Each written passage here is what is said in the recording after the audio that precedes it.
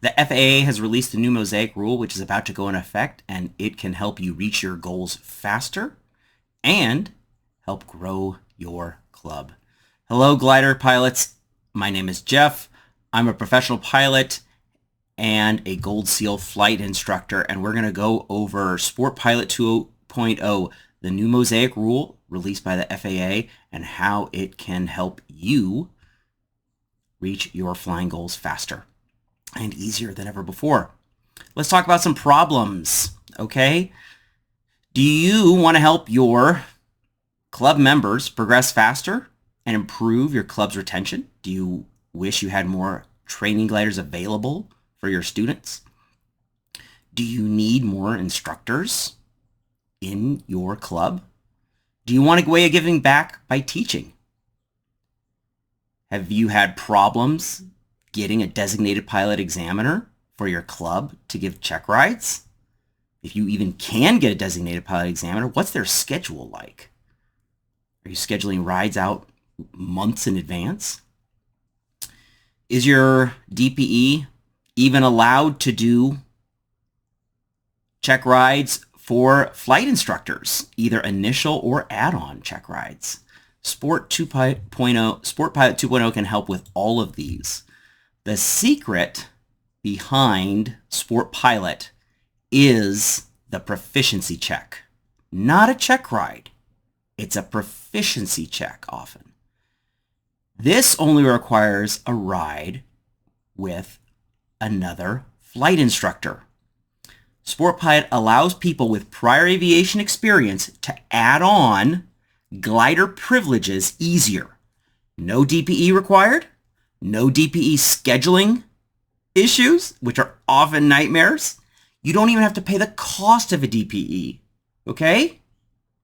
Now we're going to go over some examples of different people who might be able to who can use Sport Pilot or maybe shouldn't be using Sport Pilot, depending on where they are and what their prior experience is.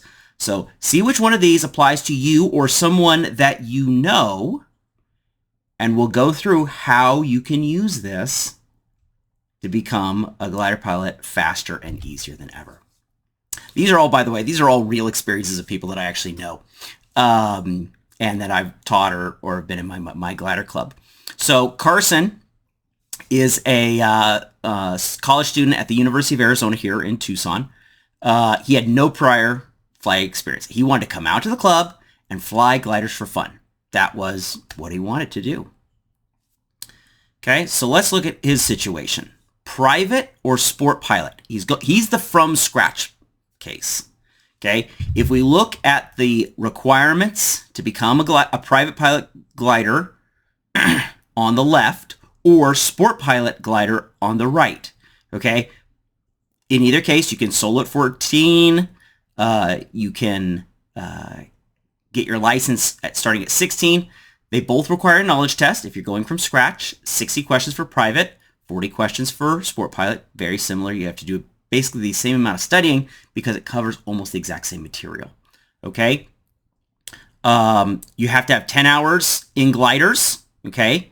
For private pilot, it includes 20 flights. And for Sport Pilot, it includes 10 flights. That number really doesn't impact the 10 hours and then gaining that extra experience. 2 hours of solo flight. The private pilot requires 10 solo flights, and Sport Pilot relaxes that down to 5. Not a really big differentiator there. Okay. And then both of them require still 3 flights for a check ride prep. Okay, either way. And then you've got to fly a check ride in either case with a designated pilot examiner. In Carson's case, he should actually absolutely go for private pilot. It has slightly more privileges. It doesn't have an altitude restriction on it, and it can be used more easily to gain other aviation experience. Okay? But now let's look at a different case where the opposite is true. Here's Nate. Okay, he's already a sport pilot in airplanes, and he got his airplane sport pilot license through Able Flight. Able Flight, Freedom Wings. There are a number of these organizations around the country that do really great work. They give people with disabilities the ability to become pilots, and this is really, just for the fun of it, for the enjoyment, for the achievement of it, for the satisfaction. These aren't people that are looking to go into careers in aviation, but are looking at it as a way to just enjoy the magic of flight. Nate uses a hand controller when he flies the glider. Okay, if this is a photo from I think an ASK-21, a hand controller adds an additional lever on the left side, so that way instead of using the rudders with your feet, Nate is able to use the rudders with his hands. So even somebody who may not normally be able to walk can fly that. Grobes have this option. Obviously, like an ASK-21, I know has it. There's a lot of different gliders that you could do this with. It's pretty popular over in Europe. They do this. It's some people know about it over here, not enough though. And it's a way to get people who may not otherwise be able to fly, let them achieve their aviation dreams. So, and he was looking for a new challenge in flying. Okay. So, for a private, okay, so do we do a private pilot add-on or a sport pilot add-on? Okay.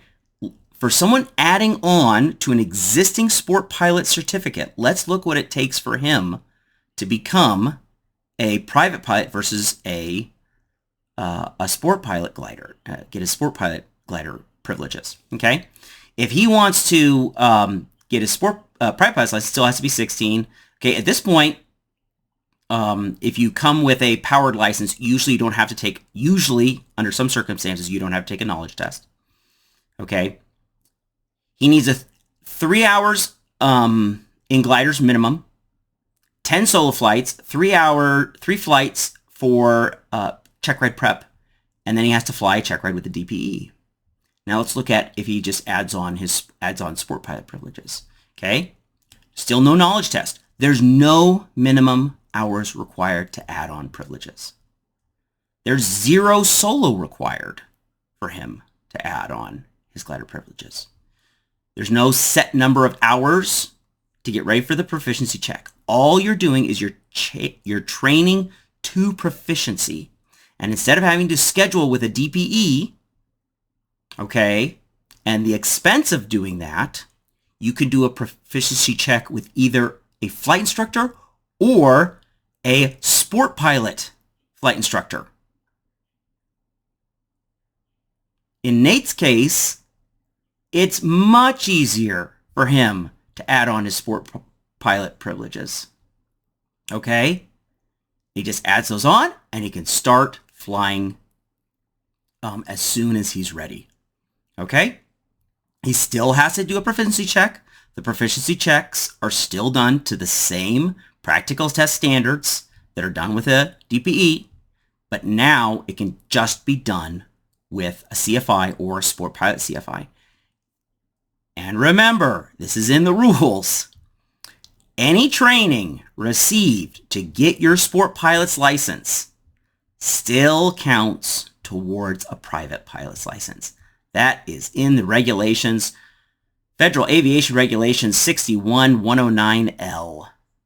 It's black and white right there. So none of this, no effort. Oh, but what if he wants to do that later? All of his training counts. Okay. Now let's look at another scenario. Tyler, I helped him get ready for a couple of check rides. He's a high school student, actually. He wants to be an airline pilot.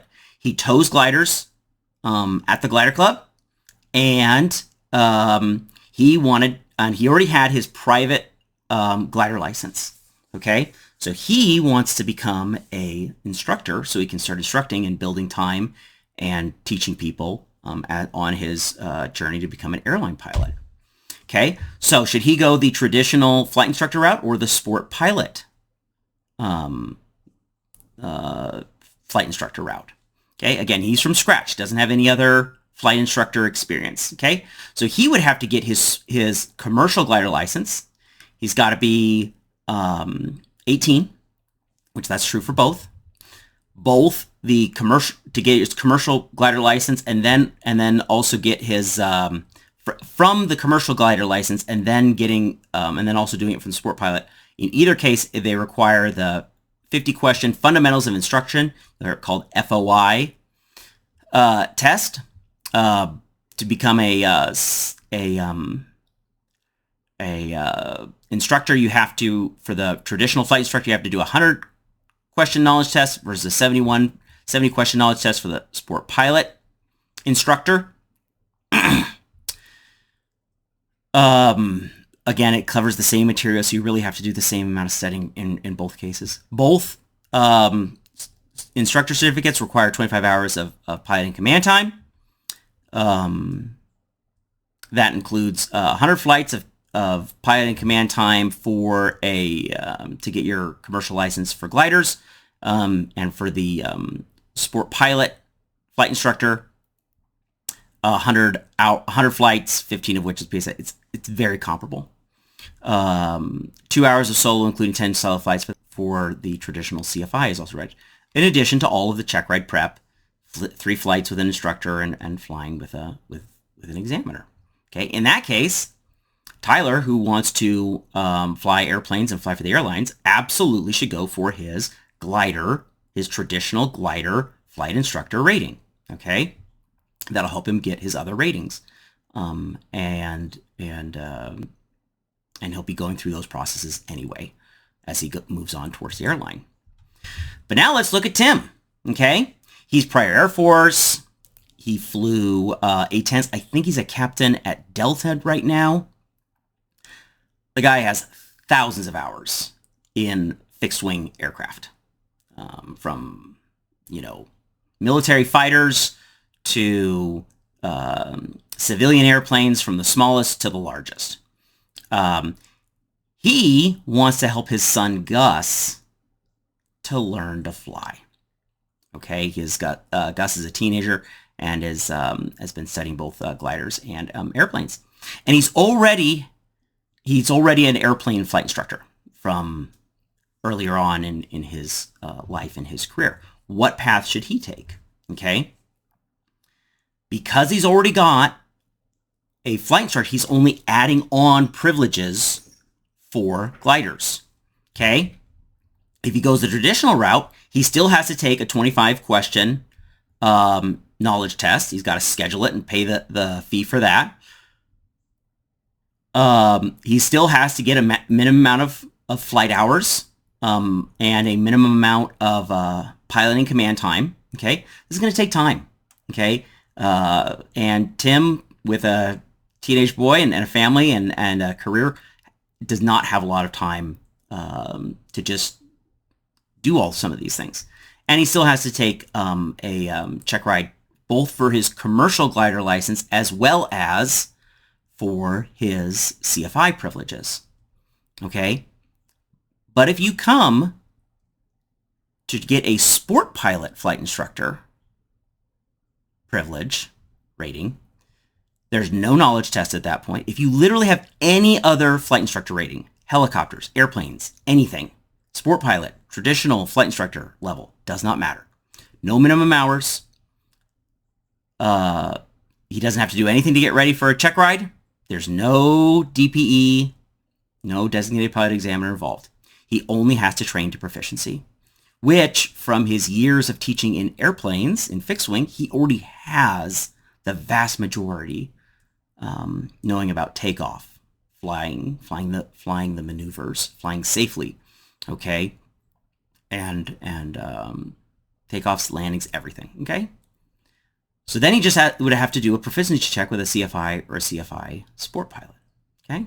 Recommendation: go the sport pilot route and the sport pilot flight instructor route. Very easy. Proficiency checks, and that's it. Okay? So the thing is the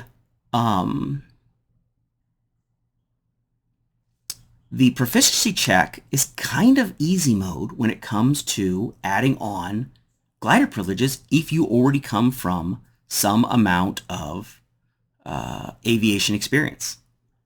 Airplanes, weight shift control, helicopters, powered parachutes, whatever it is, okay? It's even in the regs right here. FAR 61-321. How do I obtain privilege to operate an additional category or class of light sport aircraft? Okay? This is it. This is 100% of what it is. Receive a logbook endorsement from an authorized instructor who's trained you in the aeronautical knowledge and in the areas of operation. Okay? Successfully completed a proficiency check from an authorized instructor, not an examiner, but an instructor. And it has to be other than the instructor who trained you. So you train with one instructor, and then a second instructor will give you your proficiency check to maintain impartiality. Okay? We're just training to proficiency. Okay? And then you complete an application for those privileges, and that's done via IACRA, just like you would do for any normal check ride. There you can just add on sport privileges within IACRA very easily and get a logbook endorsement to that effect. That's it. Very easy. Okay? CFI. You want your CFI rating? Here's the easy mode. How do I obtain privileges to provide training in an additional category or class of light sport aircraft? Okay? If you hold a flight instructor certificate, okay, with a light sport, with a sport pilot rating and seek to provide training in an additional category, you must, it's the same thing, receive a logbook endorsement from an authorized instructor, which is to say that you've received the knowledge and areas of operation, which is to say trained to proficiency.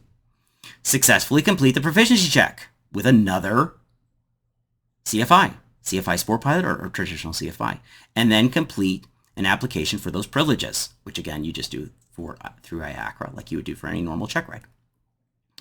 Now what you're going to complain about is you're going to say, well, if you, on the previous one, it says, if you hold a sport pilot certificate and seek to operate an additional category or class of sport pilot, don't you already have to have a sport pilot certificate for the flight instructor? If you hold a flight instructor certificate with a sport pilot rating and seek to provide an additional training, the way the FAA interprets it is at least a sport pilot rating, at least a sport pilot rating, or at least a sport pilot flight instructor. As long as you have any sport pilot rating, or if you have any kind of flight instructor rating, then you just add on the privileges. And how do we know this? Because it's in the FAA's documents. Okay, they have a document how to conduct a proficiency check. But the regulation says sport pilot. Okay, it means at least sport pilot. So we look inside this document, and the examples they give are someone coming to sport pilot with a recreational pilot's license, if you've ever met anyone with those. Okay, sport pilot really supersedes that entirely. And then the CFI one, they show someone who comes with a traditional airplane one. They give 4 examples. They give an example of somebody coming with sport pilot, wanting to add on sport pilots, and then, hey, look, how do you proficiency checks? The following is an example of an application information on top of part, there's 8710-11, that's what you do in IACRA, for a person with a recreational pilot certificate, okay, or above, with an airplane single engine land rating, recreational, private, commercial, airline transport pilot, who wants to fly weight shift control aircraft at the sport pilot level. You're adding on privileges at the sport pilot level. So you just need sport pilot or higher to add on privileges at the sport pilot level. Same thing for the instructor, okay? The following is an example of a person who has a flight instructor certificate. They give an example, another example that I didn't show here, with a sport pilot instructor. Now they're going to give the example of somebody with a flight instructor with airplane single engine and instrument airplane. They're a flight instructor. They're CFI and CFII in airplanes, and they want to provide training in weight shift control. They can do it. It's very, very easy, okay? It means at least the sport pilot at level, okay? So, with this knowledge now, Sport Pilot can become a faster, cheaper, and easier way to get people into gliders. Okay? And using this rule, you can free up club resources, everything from training gliders to instructor slots and DPE resources. Okay? So that way those can be applied to the people who really need those things. You don't have to have people just checking boxes to get a certain amount of hours, okay? Yes, Sport Pilot does have some limitations. You can only go to 10,000 feet MSL or 2,000 feet above ground, whichever is higher. But often these are not actual limitations in many parts of the country. There are parts of the country that look at that 10,000 foot number and they say, good luck in North Carolina getting to 10,000 or Michigan. They look at that number and they say, we wish that would be a state record if somebody could get that high. Okay, and remember, you can always be 2,000 feet above a mountain, whatever the local terrain is. So, you know, if you have a lot of mountains nearby, you can still fly in those just fine, even though it's above 10,000 feet. So, and as we talked about in the previous video, MOSIAC now makes most of the gliders in the U.S. eligible for sport pilots, which we talked about in that other video. I'll try to leave a link to that one as well. So, if you found this video helpful, please like and subscribe to get more tips on how you can become a glider pilot faster and easier. And also, if you have any questions about how to use Sport Pilot, the new Sport Pilot rule, to become a glider pilot, leave those in the comments down below. And if your club has been using Sport Pilot successfully, or even not successfully, let us know how that goes. So that way, leave that comment or question so we can all learn from your experience and become better pilots. Thanks.